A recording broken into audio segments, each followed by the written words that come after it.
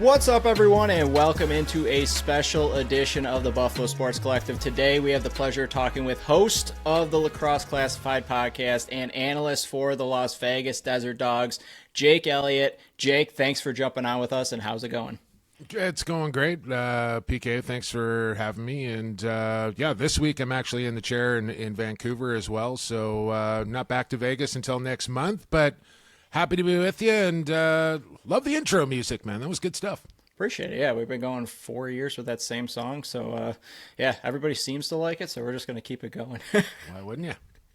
So I've got you on to talk about the Desert Dogs, but I know you're a big disc golfer, and I know you got your own disc golf podcast, and I've been playing for roughly 10 years now. And Let's go. Here we go. I finally found somebody I can talk some disc golf with. I love this. So a couple of friends and I are actually going to Vermont at the end of July to hit up the Brewster's Ridge, which is, I think it's number 5 in the world, and then Fox Run That's the Meadow. Mecca right there. Oh, yeah. It's we've been talking about it for a few years, but I know you're West Coast, and the wife and I are kind of talking about going to Vancouver in a couple years. Okay. So what would be a good place that I could try and talk her into allowing me to go while we're there to play some disc golf? Yeah, well, I'll tell you, top 3 courses in Canada, probably Hillcrest Farms in Prince Edward Island. You're not going there. But here in Vancouver in the Lower Mainland, we got a place called Raptors Knoll, where they host the BC Open. They've hosted some big tournaments there. I think it's rated 3rd in Canada as far as that goes. It's free to play. It's kind of in the middle of nowhere. It's out in a place called Aldergrove, which is out in the Fraser Valley, probably about an hour outside of Vancouver. But worth the drive if you're going to make your way out here. And then after that, I would say, head up to Whistler, man. If you're coming to Vancouver, go up to Whistler. There's a course in Squamish that's really good called Legacy. And then Whistler has 2 or 3 courses that are worth playing as well. Okay, perfect. Yeah, well, I'll give you some East Coast info. If you're ever in the Buffalo area, you're going to want to check out Bonds Lake, the Black Diamond at Emery Park, and then the Lighthouse at Cuomo Lake. If you're ever around here, if you want some suggestions. All right. Loeffler, I know Loeffler's from Michigan, and he's got courses all over the place around where he lives. He's always telling me I got to get out there and play some golf in Michigan. I know we're going to talk lacrosse here, but I got to ask, what kind of stuff, what kind of plastic you throwing? I like the God, why am I blanking on everything right now? You like an Innova guy? Yes. Discraft guy? Thank you. Yes. Okay. That's the I'm not great, but it's just fun getting out there and playing, and it's a cheap sport. So once you already got the disc, as long as you're not throwing it in the water, you don't have to spend a ton of money. Absolutely, cheaper than a round of ball golf. We'll tell you that.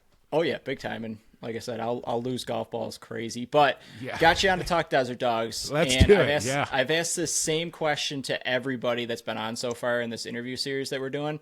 What would be one word to describe the Las Vegas Desert Dogs season so far?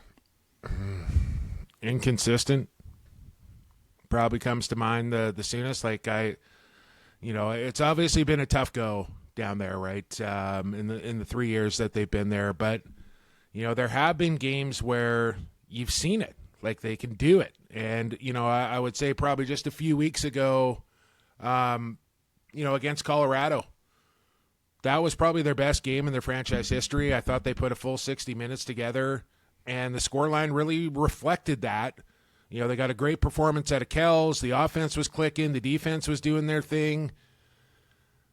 But then the next week they come out and Rochester hangs 21 on them. And I can't quite figure out where the inconsistency is coming from. Sometimes it's, you look at it like 4 facets, right? You got your offense, your defense, your goaltending, and transition. Maybe even put special teams in there as well, PK. And some nights, 2 out of the 5 are going, or 3 out of the 4 are going. But they've really struggled to kind of put it all together on any given night. So, I think they're in tough as far as their roster goes when you stack it up compared to some others. But they've shown that they can compete and beat some good teams when they play at their best. They just haven't been able to do that on a consistent basis.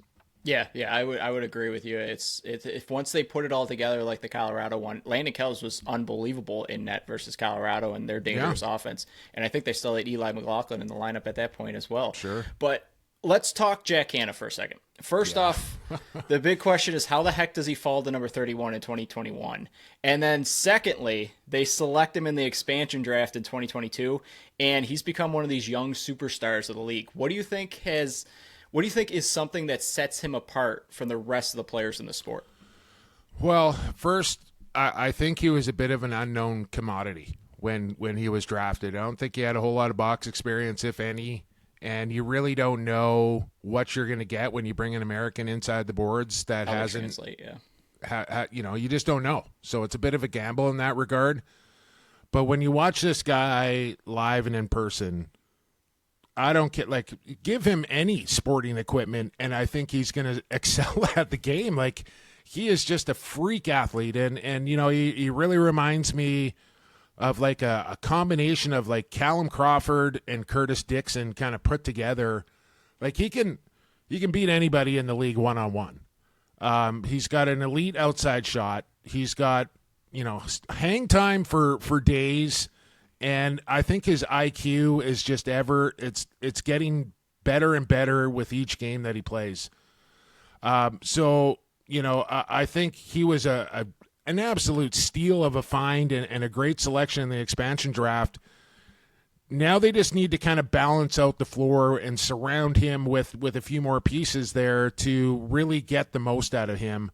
Because right now it's kind of the Jack Hanna show, and it's like clear out and let Jack go to work, which more often than not does work, but that's not a long-term solution for success. So in the dispersal draft of Panther City, the Dogs select former Rookie of the Year and now podcast extraordinaire Jonathan Donville at number 2. He comes in and is a nice pairing with Jack Hanna on the right-hand side. What has he added to this offense that has kind of tried to take it to that next step? Yeah, well, Donnie Apples, producer Donnie, you name it. Listen, you don't get drafted in the National Lacrosse League #1 overall without being a heck of a lacrosse player. And as soon as he got to Vegas, Sean Williams slapped an A right on his jersey, day #1. So he brings a ton of leadership. And when you're around Las Vegas and you go to practice and morning shoot around and what have you. Donnie's a pretty laid-back guy when he's off the floor, but when the stick is in hand and the gear is on, that guy is all business. Like, he is a professional's professional. And lacrosse, he takes really, really serious. His compete level is off the charts. And I think a lot of the young players on Las Vegas could learn from John Donville on how to prepare, how to act like a pro, and really work at his craft to be as good as you can possibly be. And I think that's why he got the leadership alternate captain put on his jersey right away, is because you could just see it from day #1. But again, that floor in Vegas is tilted to the right, and they need some left. They need a start. They just got Catoni. He didn't play yesterday against San Diego, which they surely missed him. Poitras went down in that game, and then you could see, right, with Poitras going down, no Catoni, suddenly Brandon Goodwin, and no disrespect to these guys, but Brandon Goodwin and Josh Jackson are taking power play reps, and you can't do that in the National Lacrosse League, and you can only put so much on a rookie like Webster and Casey Jackson to kind of carry the load. So back to Donville. He's going to be a centerpiece of that team for a long, long time, and a guy that I think a lot of players on that team can look to and let him kind of pull the rope and lead those guys along. So we kind of touched on it a bit and about the consistencies of scoring in this game, in and out. We mentioned the Colorado game where they put up 14 was probably their best game in franchise history. But even a guy, a rookie, a third-round pick out here, Canisius, is Jackson Webster. And what have you seen is kind of like the bigger reason why this offense has this amount of talent? And while it's not overflowing, there are some good pieces on this offense, why they just can't seem to put it together. That is the $1 million question, right? Yeah, right. And I think Sean Williams and his coaching staff and Millen and Weatherup and Danny Pilon and all the rest of them, that's the answer that they're searching for. I don't know if it's the system or whether teams coming in just have a really good scout on them, or whether it's just maybe not the right mix.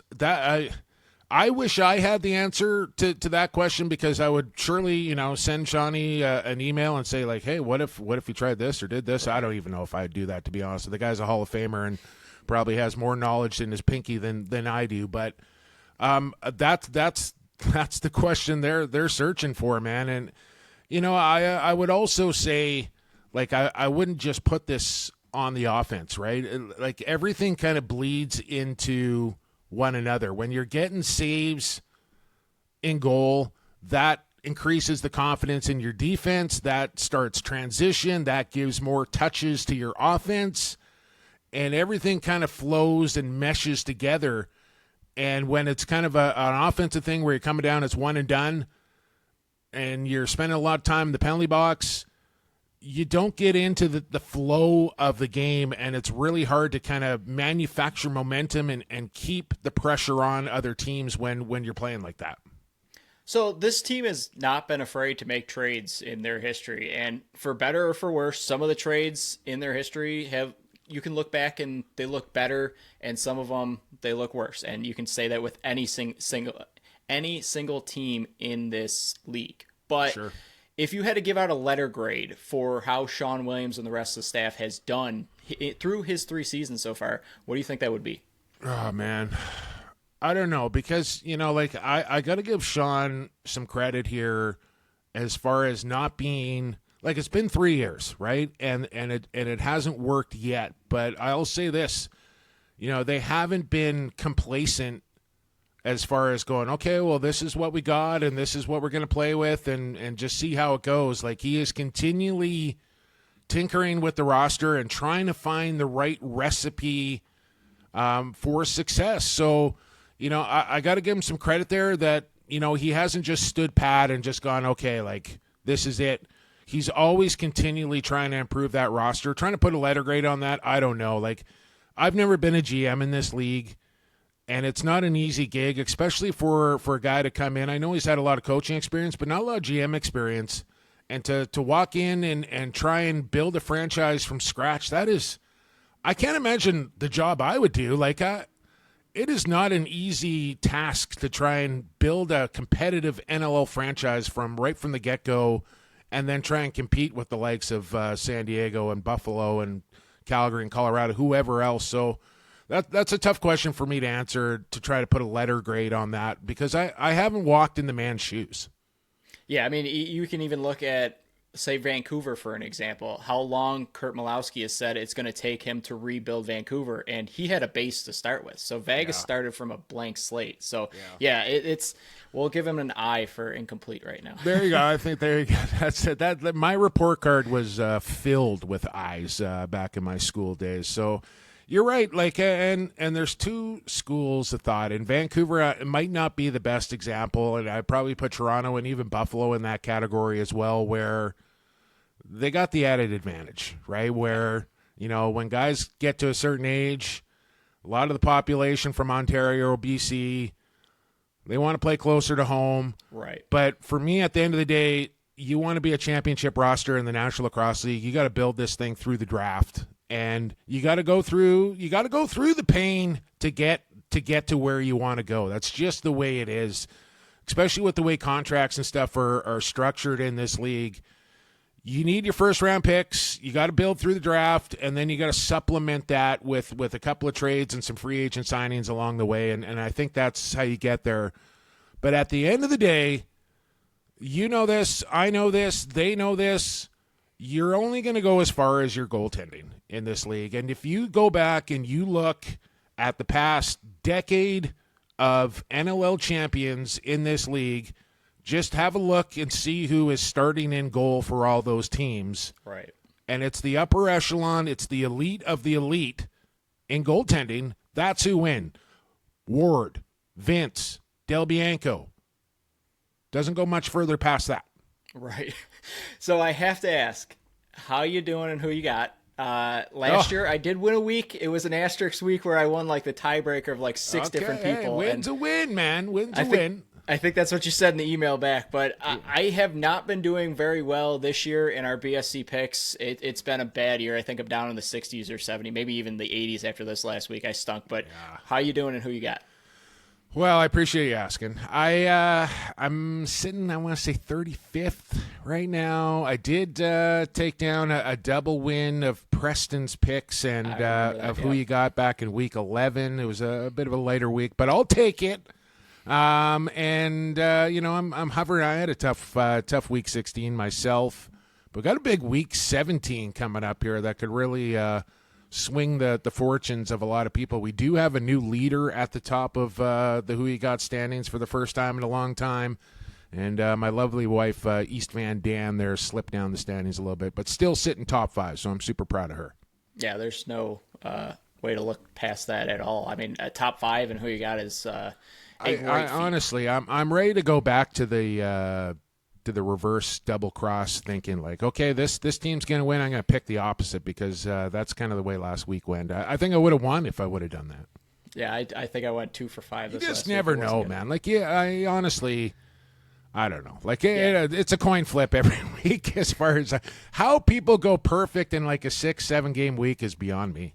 I think they're doing exactly what you said. It's just flip a coin or something like that. But Connor Kirst, I mean, he's missed a few games, but he's the leader of this team, the jack of all trades. He's, the team playing in transition, but he's also the leader in faceoffs as well. And I know they brought in, I believe it's Hammer Jackson as well. Yeah. But, what type of growth have you seen, not from him just as a player on the field, but a leader on and off of it?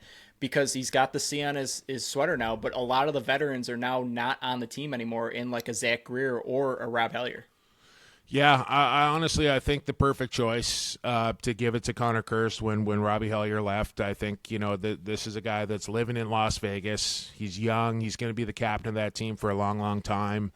Not only is he a phenomenal player that can kind of do it, like you said, do it all on the floor, but he's an amazing person. Like, he's just so positive and so polite, and it doesn't matter if you're, the water boy or the CEO. He treats everybody the same. He makes time to talk to people. He's teaching the kids there in Las Vegas, and he's really a guy that you can, hang the franchise poster of Connor Kirst outside the arena and say, this is our guy. He is really, he's all of that and more. I got a lot of time for Connor Kirst, and the type of person he is and the type of player he is, I think the perfect choice to be the captain in Vegas.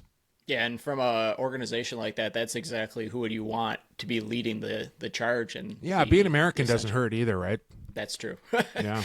So to me, and this might change because you just mentioned, he got hurt in the game on Sunday, but to me, Adam Patra has been the rookie of the season so far. I think he jumped both Dyson and Brennan for me. And to those of us in Buffalo who might not see very many Vegas games, I know you're going to see them on Friday night, but when it comes to just what have you seen from Adam Patra that makes him a contender for Rookie of the Year this year?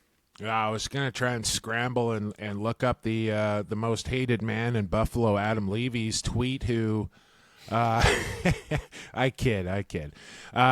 Who put out a post on Adam Patra and what he has done so far this season as far as points and loose balls and caused turnovers.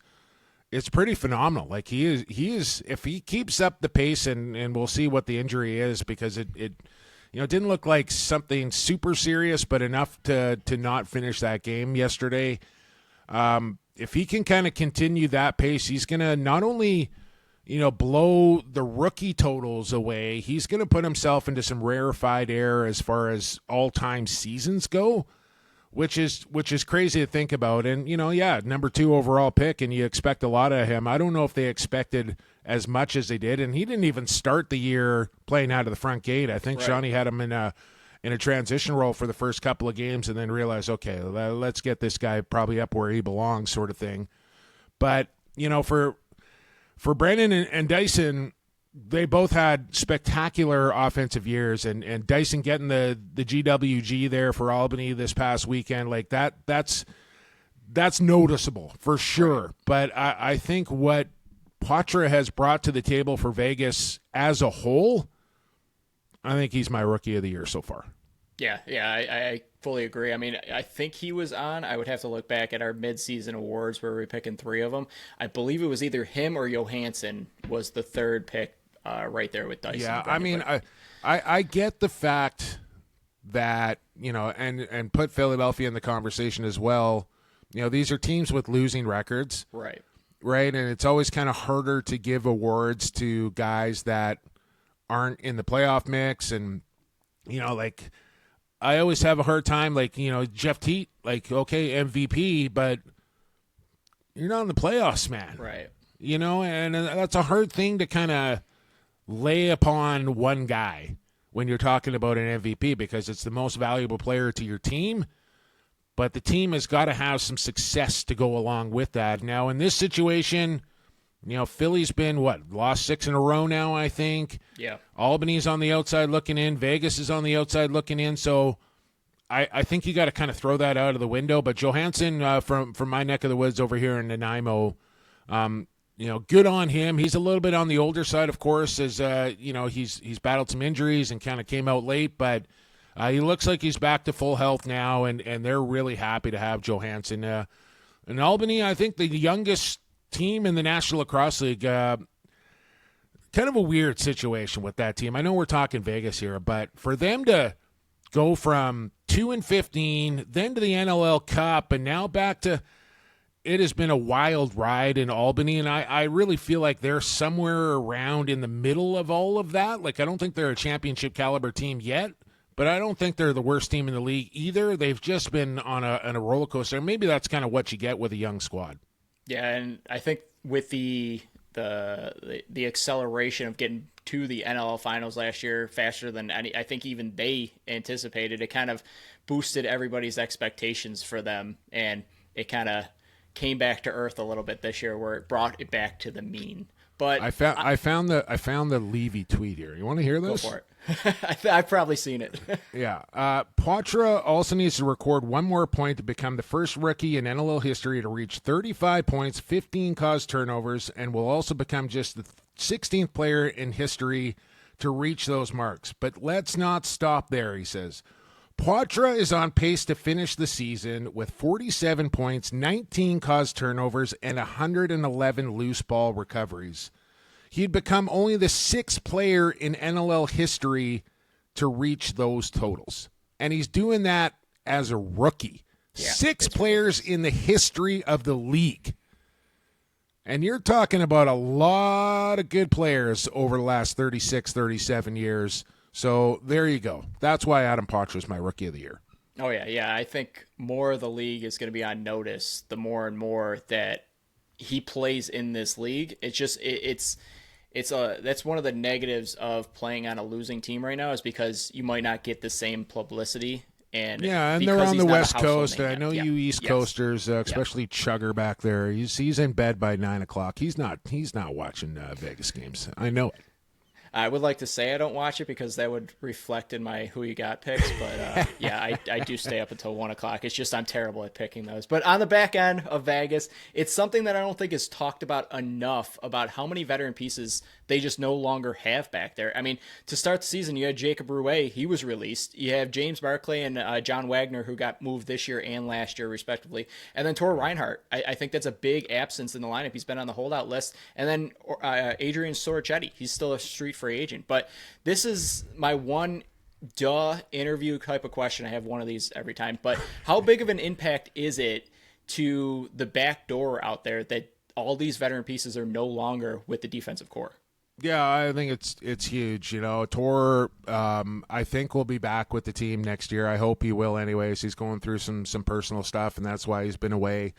Rouet, I really never got the lowdown on what the situation was there. And Soricetti, I mean, he's getting a little longer in the tooth and starting his career and stuff as well. But, yeah, I think every team in the league, you got to have a mix of some veterans, and they do have David Brock there, which has been a nice stabilizing force. And Barclay was a guy that they were probably going to lose for nothing at the end of the year, and that's what kind of instigated that trade, and you can understand that one. But you do need to have, they got Brandon Goodwin there, who's been around a long time as well. Actually, I think started his career in Buffalo, if I'm not mistaken, way back when. But, pick, you got to have that mix. You got to have the veteran guys, 2 or 3 of those guys. You got to have that middle tier where guys are kind of coming into their prime, and then sprinkle that in with a few young guys as well that can learn from those guys and grow into those roles and not try and soak up too many minutes on the back end, because that's kind of really where it starts and stops, right? You gotta. It's hard. It's hard work playing defense in the National Lacrosse League, and you got to have those guys that have been through it and know how to get through it, and then help the younger group learn how to get through that.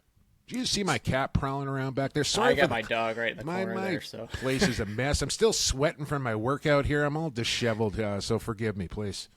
You're all good. We'll fix that in post. But I know in net, and I've liked spurts of Landon Kells, and we already mentioned the Colorado game. I thought that was his best of his career. But you also got Justin Getty back there. But I think you're kind of wanting and needing more from that position. And 5 of 14 games, they've held opponents to under 12 goals. That's not a good number there. And in those games that they did, they're sitting 3-2. So you can see what type of team this can be when you're holding opponents under 12. And where do you think Kells specifically, since he's the main starter back there right now, needs to improve? Or do you think it's just a lot to do with those players playing in front of him, or maybe some kind of combination between the 3? Yeah, I think it's a combo. I think, I think yesterday was a perfect example in San Diego. They jump out to a 6-0 lead. So his starts, I think as the game goes along, Kells gets better. But I think he's got to find a way to prepare himself to be ready to go when the first whistle is blown, whether that's maybe a change in warm-up, change in his mental preparation. But then, you got to have the guys in front of you competing and giving him the shots that he wants to see. And, for Getty, starting the year on the IR, didn't get into the lineup until February, so he was kind of behind the 8 ball, and then he got to jump right into the fire. That's not an easy thing to do. But I still think they could maybe try and find an upgrade there somewhere, start looking around the league and who's sitting there that's, behind a starter that might be ready to move into a starting role. And I think of a guy like Cam Dunkerley in Ottawa. He's a Victoria guy, West Coast guy. He's not getting a ton of playing time in behind Zach Higgins, still relatively young. Maybe he wants to make a return home, and listen, I don't know if Cam Dunkerley is going to solve all your problems either, but maybe he's an upgrade. I don't know.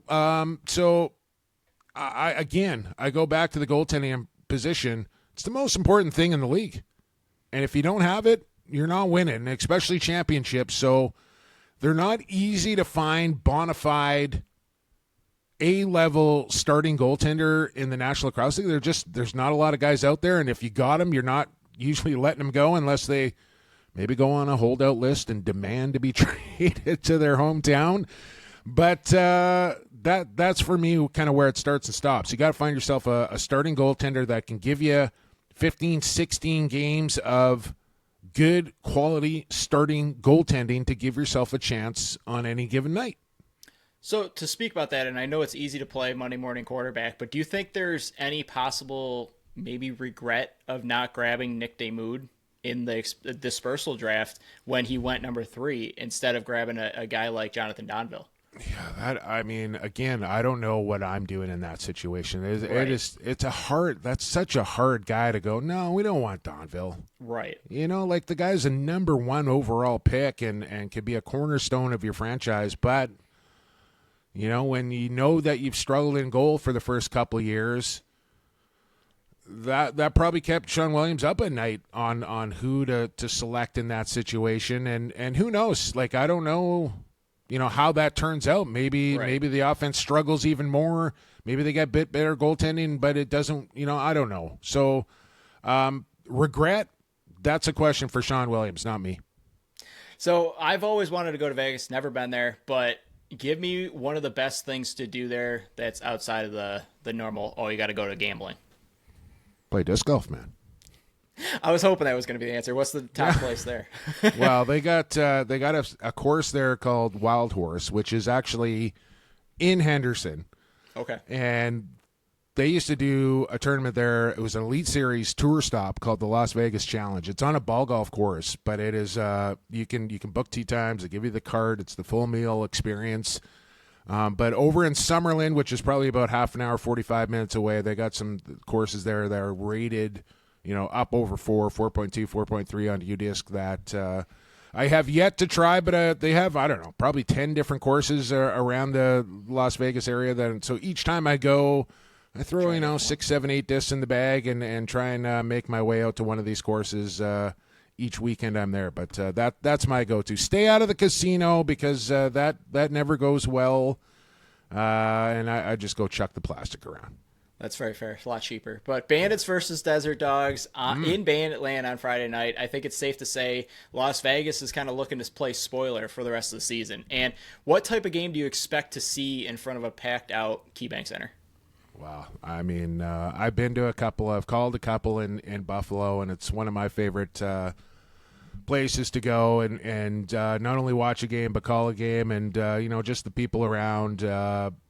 Banditland, there's nothing else like it, man. You guys are so spoiled to have that every week. And then you got the great John Gertler and Steve Bermel and Davey Buchanan on the call, which is always a pleasure to tune in. Johnny Gertler for the Tom Borelli Award this year, that was by the one way. Of my questions coming up. I'm on the campaign trail here. But, if I'm Vegas, I'm trying to slow that game down to a snail's pace and just keep the ball out of the stick of, the Great Dane and the jump man, Joshy Byrne, and the rest of the cast of characters there that can absolutely fill it up. But, you slow their offense down, and then somehow you got to find a way to get balls past the human brick wall and Paul Dawson, and then you got Vino sitting behind him. That anything gets past Paulie, then you got to get past Vino. I don't know, man. This Buffalo team is an absolute wagon, and I know they had a little blip there with Calgary and San Diego, but I think that at the end of the day, I think that's going to be a good thing for the Bandits, if you know what I'm saying there. And I don't know, man. I love watching greatness. I love watching history. And I wouldn't mind watching a three-peat from the Buffalo Bandits this year. Yeah, we try to say it on the podcast so often. It's the old Office quote where I wish I knew what the good days were before I left them, and I try to tell everybody what Dane and Josh do right now. It's not a normal thing. Appreciate Soak it in, feel. people, because this isn't going to last forever. It's going to last for a while longer than this for sure. And I do have to say, the job that Steve Dietrich has done, kind of keeping the cupboards full and replenishing with guys that they've lost, with new young talent, and they still got, they got a kid that put up 50 in his second to last year in junior, hasn't touched the floor yet. Yeah. So he's coming. And, the back end, there's guys there. The biggest thing is Matt Vince is not going to play lacrosse forever. Believe it or not. I know he's 42, and he could probably go another 3 years pretty easily if I'm looking at him, and if you've seen Matt Vince without his gear on. It's terrifying. It's impressive as hell, to be quite frank with you, but that's not going to last forever, and when Vino's wife tells him it's time to hang it up, that's when it's going to happen. But so they got to find a plan there, but they're in good shape for a long time to come, and this could go on for quite some time. So if there is one spot that you believe Vegas might have the ability to kind of gain the advantage over the Bandits and try to pull off this upset, what do you think that might be?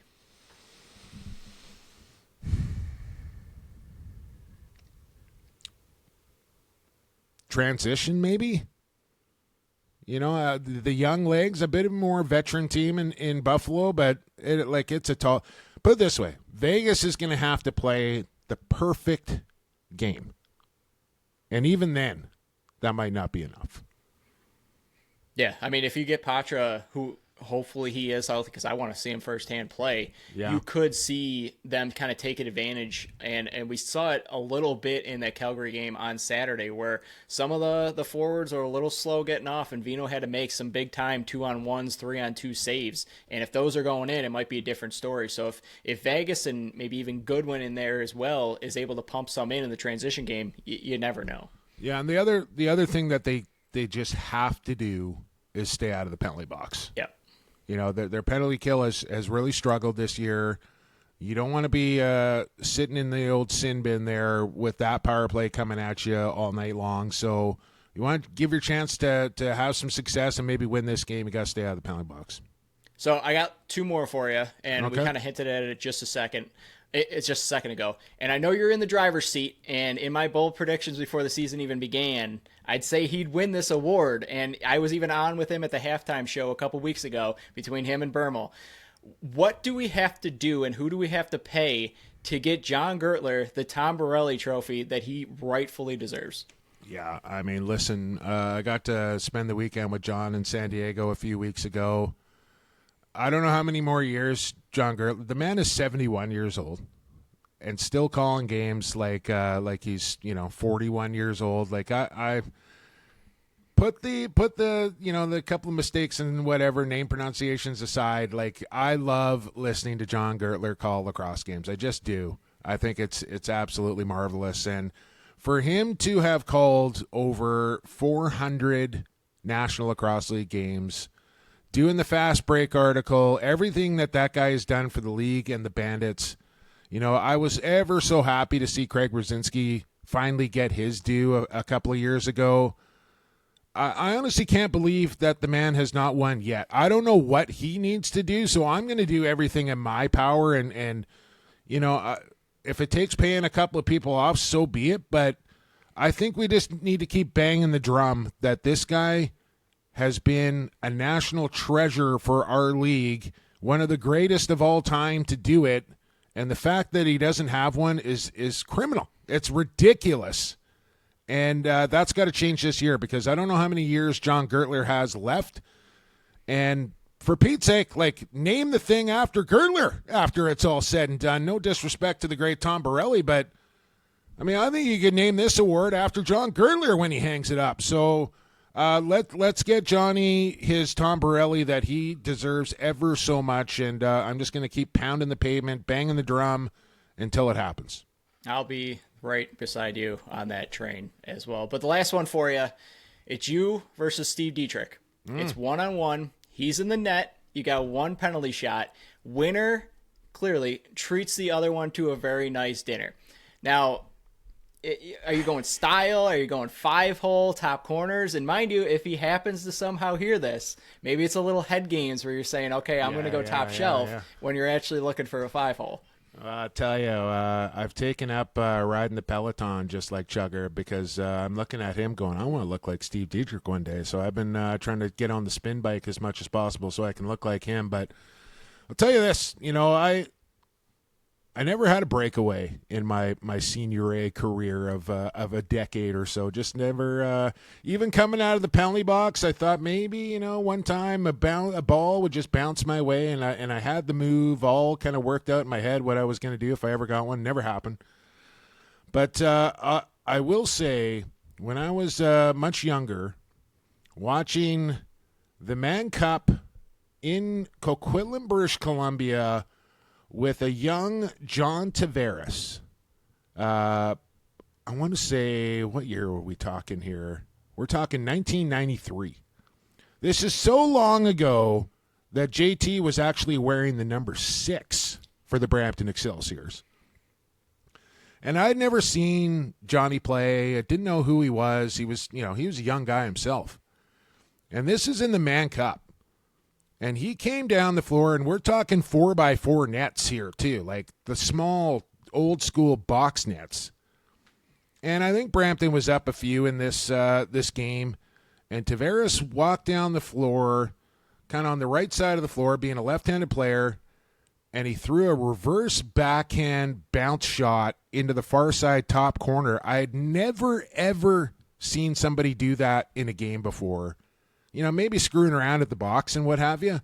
This guy did it in the Man Cup on a breakaway, and he absolutely sniped it. And I was just like, holy shit. Like, that was nuts. So I would probably try that. I wouldn't score, but that's probably the move I would go for. Going for style. Because if you do score, he's never Oh, going to then live it you're down, absolutely, you just walk off, throw your stick up into the crowd. Yeah. Take a bow at center. Well, Jake, that's all I got for you. Thanks for joining us on the Buffalo Sports Collective. Everyone should already be following you, but do you want to let everyone know where they can find you, the show, anything else you want to plug? Yeah, appreciate that. You can give me a follow at PXP, the number 4 sports. Play-by-play for sports is where you can find me on all the social media channels. You can find the show at Lacrosse Classified. Lax Class Podcast, I think. I had to make a new... I saw that, yeah. New X account, Elon. I don't know what's going on with that guy. But anyways, Lax Class, Lacrosse Classified, wherever you find your podcast, comes out Wednesday at noon Pacific. Every week, we actually tried to run down Connor Farrell this week, and unfortunately, Connor's pretty busy, and my schedule just didn't line up with his. But we're gonna get the Milkman on the show one of these days. I saw the lineup for his autograph signing or whatever there insane. In Buffalo. I was like, what is going on here? I'd never seen anything like that for a lacrosse player before. So obviously a pretty popular figure in Buffalo, and I figured he'd be a great guy to have on. But didn't work out this week, but we'll get him on. So, yeah, Wednesdays, noon Pacific, wherever you find your podcasts, you can find Lax Class, and I appreciate you having me on, man. Yeah, I appreciate you joining us, and hopefully we can talk down the road and continued success with the podcast and broadcasting. All right. Well, good luck the rest of the way and who you got as well, PK. It won't go good. It won't be well. But we will be back Friday for our normal episode to preview Bandits versus Desert Dogs. We'll talk to you all then.